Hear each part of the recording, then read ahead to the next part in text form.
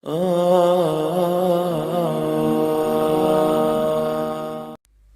جو مرد اور عورتوں کی نمازوں میں فرق ہے نا، اس پر جو کہتے ہیں کہ صحیح حدیث پیش کرو، یہ مطالبہ بھی غلط ہے. ہمارے ذمے دلیل پیش کرنا ہے، آپ کے مطلب کی دلیل پیش کرنا ہمارے ذمے نہیں ہے. ہم یہ کہتے ہیں کہ عبادات میں عورت مرد سے خود بخود حیا اور شرم کے معاملات میں فرق ہے شریعت میں. اس کے ہم نے کئی دلائل دیے ہیں. عورت کو حج میں رمل کی اجازت نہیں ہے، کسی حدیث سے ثابت نہیں ہے کہ عورت کو رمل سے منع کیا گیا ہو.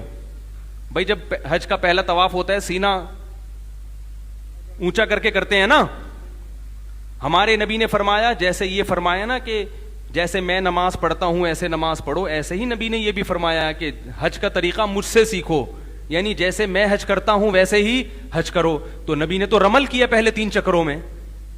امت میں کوئی بھی قائل نہیں ہے کہ عورت بھی کیا کرے گی، سینہ تان کے طواف کرے گی. نہ نہ نہ نہ. کیوں؟ عبادات میں عورت کو حیا کا خیال کرنا ہے. حیا کا کیا کرنا ہے؟ خیال کرنا ہے. خاتون کو امام بخاری نے نقل کیا ہے کہ وہ کیونکہ منفرد تھی سب سے. اس کی دلیل یہ ہے کہ امام بخاری نے کسی مرد کے بارے میں نہیں کہا کہ وہ عورت کی طرح نماز پڑھتے تھے. کیوں؟ اس لیے کہ مردوں کے بارے میں یہ سب جانتے ہیں کہ وہ مردوں ہی کی طرح پڑھتے تھے، اور عورتیں ساری عورتوں کی طرح. ایک خاتون نقل کر دیں کہ وہ کس طرح. تو ہمارے جو اہل حدیث حضرات ہیں انتہائی احترام کے ساتھ، ہم ان کا بھی احترام کرتے ہیں، علماء کوئی بھی ہوں ہمارے لیے قابل احترام ہے. تو فروعی مسئلہ، اختلافی مسئلہ، اس میں یہ نہیں کہ کوئی جنت جہنم کا معیار نہیں ہے یہ. لیکن میں سمجھتا ہوں کہ اس میں ہمارے جو اہل حدیث حضرات ہیں انتہائی احترام کے ساتھ ان سے بہت بڑی خطا ہوئی ہے اس مسئلے میں، بہت بڑی خطا. آپ اپنے کیا ضرور پڑھیں. اچھا علی بھائی، آپ کسی موقف پہ پہنچے مرد اور عورت کی نماز میں جو فرق آپ کہہ رہے تھے، ابھی میں فائنلی کوئی بات نہیں کر رہا. میں نے ابھی اس کے اوپر مطلب ابھی تک تو میرا موقف غامدی صاحب کے ساتھ ہے کہ کوئی فرق نہیں ہے. اس کی وجہ یہ ہے کہ بخاری، مسلم، ابو داؤد، ترمذی، نسائی، ابن ماجہ میں عورتوں کے مسائل کے علیحدہ چیپٹرز بنے ہوئے ہیں، لیکن نماز کے مسئلے میں آپ کو کوئی اس طرح کی علیحدہ بائیفرکیشن نظر نہیں آتی. جو روایتیں لے کے آتے ہیں سنن کبریٰ البیہقی سے یا مصنف ابن ابی شیبہ سے لے کے آتے ہیں، وہ روایتیں بھی بڑی کمزور ہیں. لیکن مولانا ساق صاحب کا موقف اپنی جگہ مضبوط تھا. وہ کہتے ہیں عملی تواتر اس کو سپورٹ کر رہا ہے کہ شیعہ کے ہاں روایتیں ایسی ملتی ہیں، شیعہ بھی عورت مرد کی نماز کا فرق کرتے ہیں اور اہل سنت میں بھی کرتے ہیں. ان کا موقف یہ ہے کہ امام ابن تیمیہ نے یعنی یہ پہلی دفعہ مسئلہ اٹھایا ہے، حالانکہ ایسا نہیں ہے. امام بخاری بھی اس کے قائل لگتے ہیں. نہیں، وہ جو دلیل لے کے آئے وہ تو الٹی خلاف ہی جا رہی ہے. نہیں، خلاف نہیں جا رہی، وہ آپ نے غلط سمجھی ہے. وہ اسی طریقے سے ہے جیسے حنفیوں کو ہم کہتے ہیں کہ امام حنیفہ نے فرمایا میری کوئی بات کتاب و سنت کے خلاف ہو اسے دیوار پہ مار دو. وہ کہتے ہیں آپ اس کو الٹا سمجھے ہیں. وہ تو انہوں نے چیلنج کیا ہے کوئی میری گال تے دیوار تے مار کے دسو. اب اس میں آئے آپ. جی میں بتاتا ہوں، جی میں سمجھ گیا ہوں نا، میں بتا رہا ہوں آپ کو.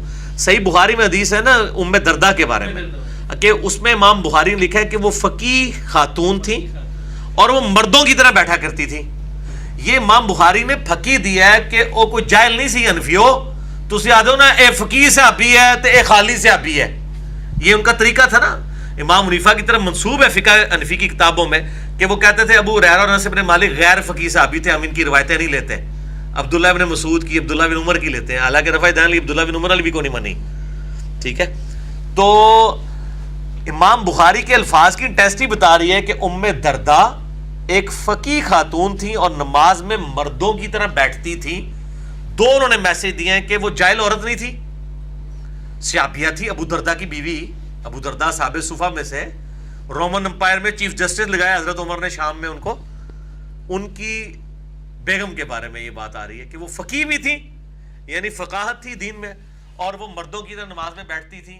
یہ امام بخاری نے بتایا کہ وہ مرد عورت کی نماز کا فرق. بات یہ بھی عورت کو نماز کیسے پڑھنی چاہیے؟ جیسے مرد کو پڑھنی چاہیے. رسول اللہ صلی اللہ علیہ وسلم کا حکم عورت اور مرد دونوں کے لیے ایک ہی ہے. صلو کما رأیتمونی اصلی. جیسے یہ حکم ابو بکر کے لیے تھا رضی اللہ عنہ وارضا، ویسے ہی یہ حکم سیدہ عائشہ رضی اللہ تعالی عنہا کے لیے تھا. کسی صحیح حدیث میں کوئی شخص ثابت نہیں کر سکتا کہ اللہ کے پیارے حبیب محمد الرسول اللہ صلی اللہ علیہ وسلم نے حکم دیا ہو سیدنا ابو بکر کو کہ تم سینے پہ ہاتھ باندھنا اور تم ناف کے نیچے باندھنا، اور سیدہ عائشہ سے کہا ہو کہ تم سینے پر باندھنا. ہمارا یہی فرق ہے نا. عورتیں سینے پر باندھتی ہیں، وہ کسی ڈاکخانے سے تعلق رکھتی ہوں لیکن ان کا ہاتھ سینے پہ ہوتا ہے. اور مردوں کا بیچارے جو تھک کے ٹوٹے ایتھے ہی بن لینا، بس نہیں چلتا کہ میں کھول کے کھڑے ہو جاؤں، تو وہ بیچارہ یہاں باندھتا. کسی صحیح حدیث میں یہ فرق دنیا کا کوئی شخص نہیں پیش کر سکتا کہ آپ نے ابو بکر کو حکم دیا ہو تو یہاں باندھنا اور عائشہ کو حکم دیا ہو تو یہاں باندھنا، بلکہ آپ کا حکم ہے صلو کما رأیتمونی اصلی، جیسے نماز میں نے تمہیں پڑھ کر دکھائی نماز کو ویسے ہی